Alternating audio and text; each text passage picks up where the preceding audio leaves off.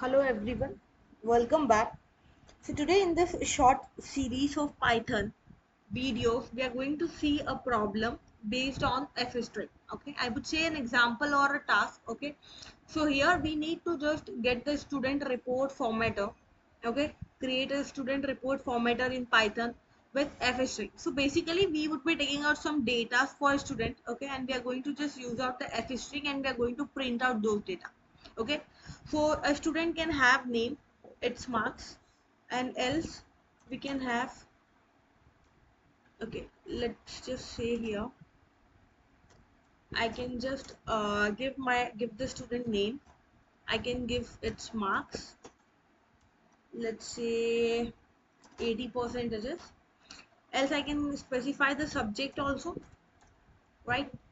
Let's make it out for maths.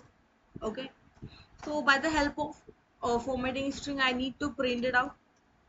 So if you guys are not aware about the new line form, so we need to use the backslash n so that we can get the new line, okay, in Python programming.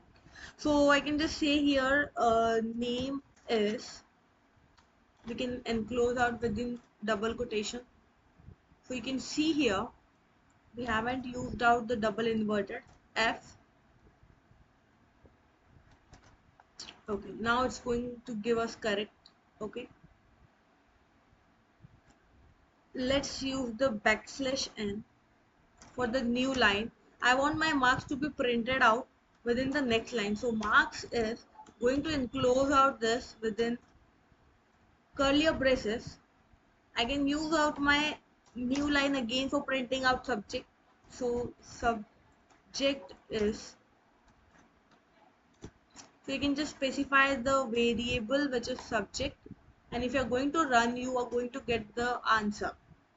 See, name is Kajal, marks is 80 and subject is maths.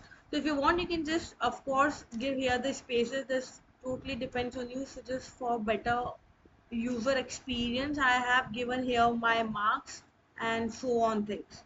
Right? I hope guys you understood the concept. Let's just make it little bit closer so that this could come in a sequence, and I'm going to run. You can see the response. We got three of the things in like proper manner and with expressions by using the formatting string. So I hope you understood the format of how to use the f string, okay, in Python program. So if you have any questions or any doubts related to previous videos or this video, you can let me know in the comment section. Thank you so much for your time.